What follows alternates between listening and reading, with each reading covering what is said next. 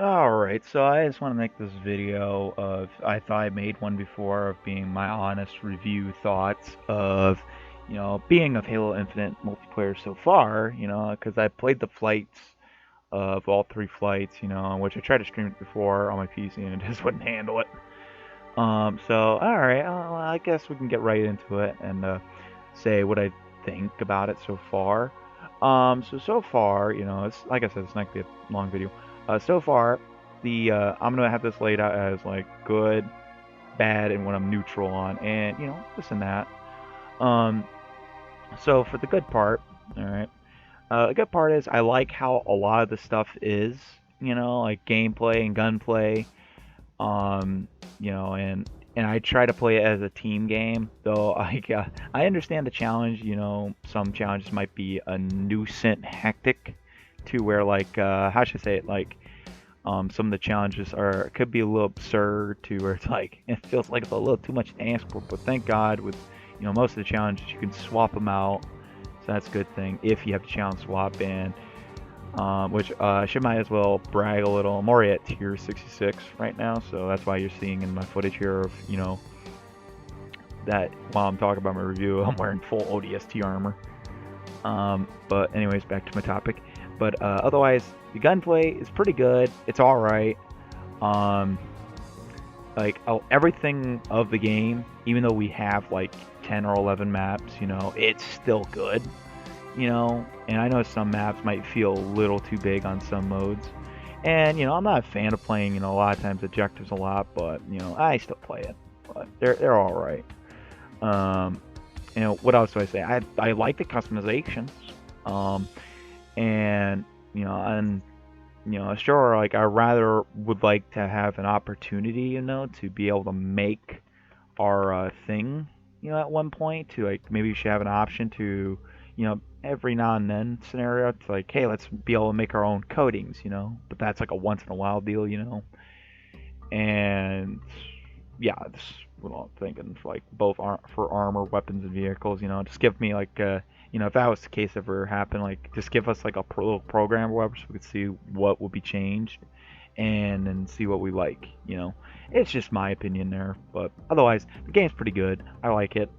Um, and I like how some of the vehicles handle. And hell, I'm glad the Scorpion tank kicks ass. To like, the shots land right on point when you need them. Unlike how, Halo 5 Scorpions, which so garbage of them. I personally prefer using Halo 5 Scorpion tanks and most likely Warzone Firefight. Otherwise, if I try playing against people, I just hate it with the Scorpion because of how the arch system is. It's so stupid. And not only that, in the tank, I consider it not to call it Scorpion because it looks like a piece of big Lego block. But otherwise, then of course, it's better than MCC's Scorpions. Of like, I'm more likely going to be referring to the ones that has that heavy freaking aim assist scenario where like it takes the shot where you actually have it lined up to where it's like, okay, we're going to dip it down. It's like, really, like I'm up close, point blank, and you're going to dip the damn angle down. But I'm glad in Infinite, I hope they don't do aim assist on these vehicles because it's stupid, and I like where it's going.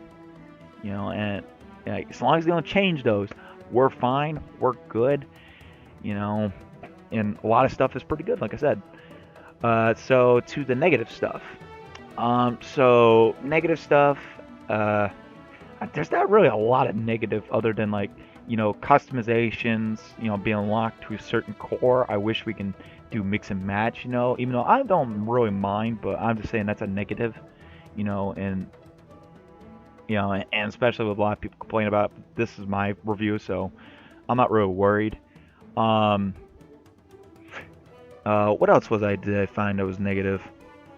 I don't really think, because I didn't really try hosting custom games, so didn't really see a lot of negativity other than when I was looking through the menu. I was kind of disappointed that, we can't set like, vehicle spawns, this and that scenario, to like, how like some of the Halo games had it to where like, hey, maybe do you want some vehicles spawning on this and this pad? or like even have an option to choose, because sometimes I'll like to have a scorpion fight at least, so like versus this and this, hell, I wish we can also like alter the time for like when does the pelican drops come in, because that's kind of a bad thing I don't like with this BTB at times, to where at times the inconsistent spawns, which I actually figure out why that was an issue of the inconsistent spawns. It's due to the fact the vehicle is not gone after the pelican drop happens. What else is a real negative issue? Oh, yeah. Here's one of the negative issues. Player collisions. I would like to have player collisions return, but only in free-for-all and against teams. Like, I am fine with no player collisions with your teammates, but against teams, it's a real issue. I would like to have player collisions return just for the purposes I'm mentioning. Team versus team, to only have player collisions against teams only.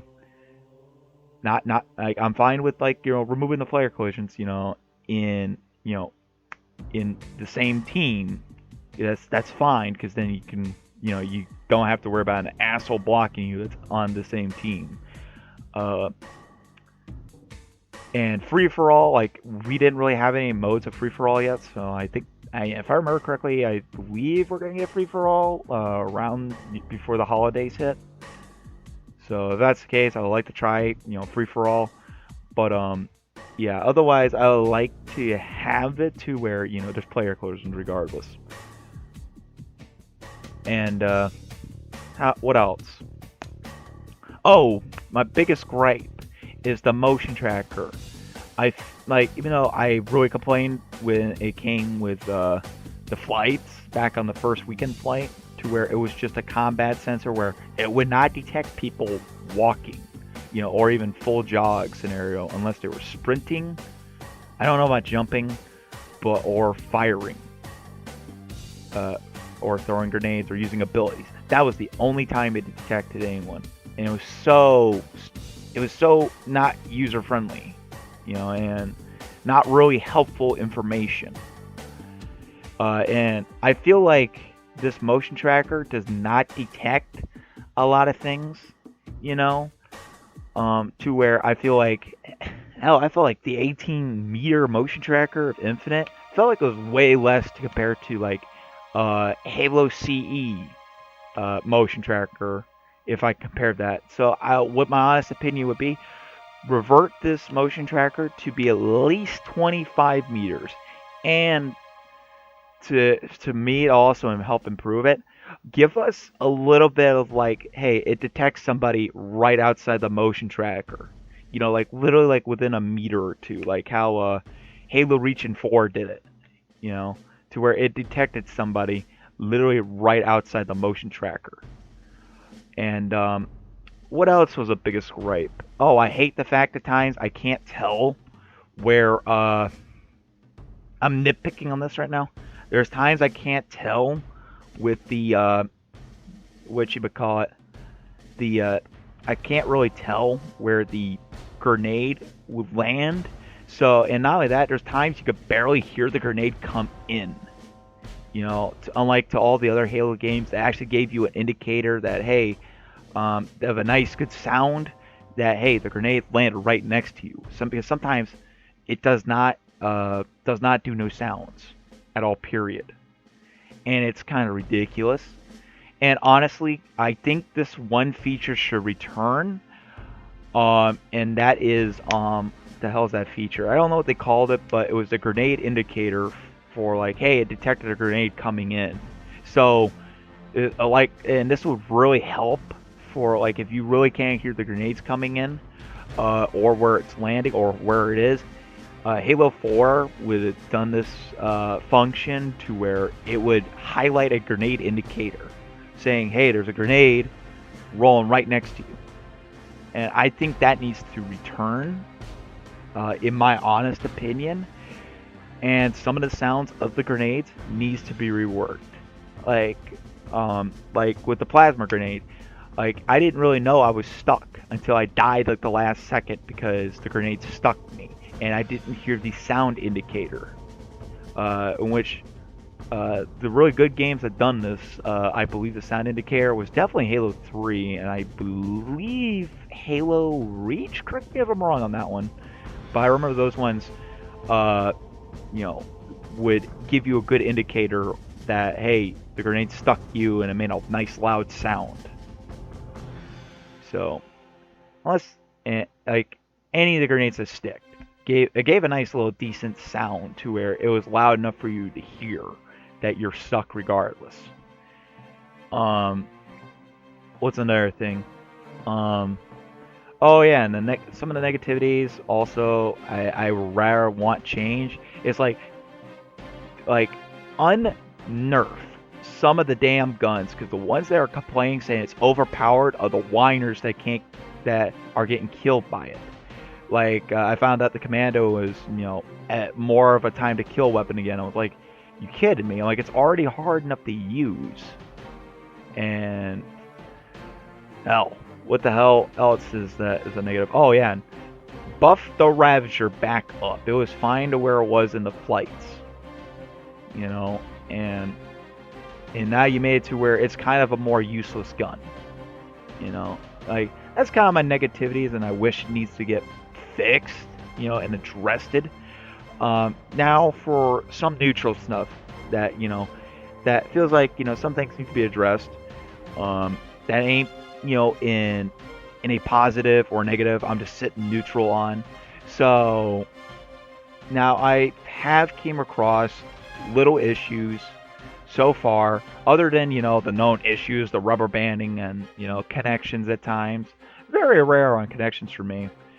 But how should I say it? But like in this footage, there's actually a bug that is encountered. This is my first time ever encountering a bug in BTB at all, period. So I barely had any bugs.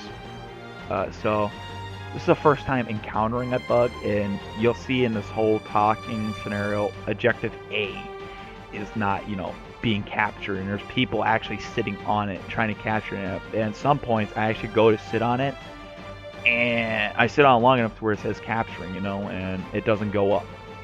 So that's a bug that needs to be fixed, and I'm gonna be making a ticket about that.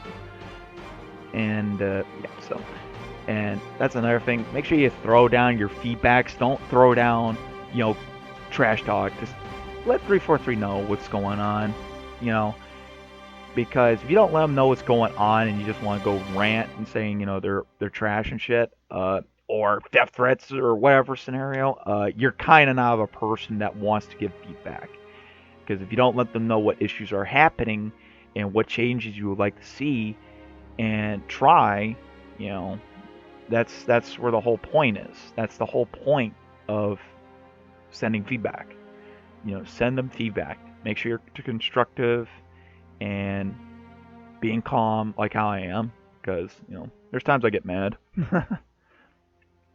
But, what else is there I'm neutral about that I just want to see some improvements on? Damn. I'm really stuck right now. Well, well, I guess I'm done talking about that. But now let's talk about the store, and the battle pass. So like I'm not really a fan of like how a lot of the stuff are priced, but then again, I'm looking at this from like a consumer standpoint, and I actually understand, it is a free to play game.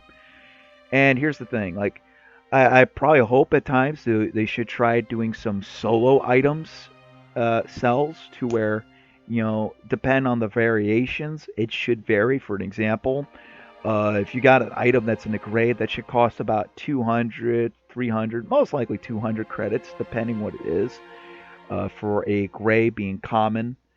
And then for like a rare item should be about, depending what it is, about 400 to 500. And then a epic variant, being about, what should I say? About like, about, I should say about, rough guess, about 700, 800 at the minimum least because it's an epic variant. And then for a legendary, depending what it is, to be about 1,000 or under 1,500 because I can understand a kit being 1,500, because hey, you're getting a whole armor set, that's a whole preset scenario of a bundle, you know, and that's a whole kit. So I understand that being about 1,500 or somewhere around there, in the under terms, not over. And honestly, looking at the store now, I understand. People are gonna say they don't want to spend money, and like seeing W's videos, saying that it's the microtransactions ruining the Halo Infinite. In which, if that was the case, because I played games that have microtransactions, and there's only one game I spend money on for microtransactions, and that was Fortnite. I spend it for its pass. I spend it for cosmetics I liked. That didn't really affect gameplay at all, period. And guess what? If you're going to say, a lot of the prices are too expensive, let me let you in a little something here on the price since the review, and now it's going to be a little rant here for a second. If you're going to say prices are expensive on the bundle items for Halo Infinite store, go to Fortnite, look at the bundles in its store. There are some items in the bundle that if you don't have a pass, guess how much it's going to cost? 4,000 V-Bucks. And if you have the pass, you're going to be at least glad you're going to get that shaved off to be about half, if I recall. And hell, like I've already done 2 seasons fully completing the pass, but I didn't really fully complete it to where you got the bonus reward. Because I wasn't really interested. I'm like, okay, I completed everything on the pass. I'm not really interested, because I play, for quests and such. And you're all gonna be saying that, Halo Infinite's, thing is like way overpriced. Well, that depends. Like, I understand what 343 has to do, and probably 343 doesn't like doing that, but it's only for cosmetics. And here's the thing: they're actually putting them at reasonable prices. And there's something you guys probably don't know. And especially me spectating this as a customer, they're actually putting them at decent prices, depending what's in there. And it's based on how much is in that bundle and what the variety is. So if you got like 5 stuff that is, literally a, epic, I could understand being about 1,000 to 1,500. And if you have a gold in there, which is legendary, I could see that being, around 2,000 then, or 1,500. They're being reasonable right now. And if you have 3 items being rare, I could see that being literally, 700 or less. It depends on just how much is in there. And yes, it's all for cosmetics. If y'all don't like it, don't need to buy it. It's all optional. Anyway, but for my review mostly for the multiplayer before this video ends, it is actually pretty good. Like, other than the progression needs a little bit more tweaking and such. Otherwise, a lot of stuff needs tweaking. That's why it's a beta, and they want our feedback. And I can't wait to play Infinite's campaign, which I'm going to try to stream it on my PC after I do the 2 first missions on my Xbox. Also, before the video ends, you'll see where I was showing in the store before my thing cut out. Well, enjoy.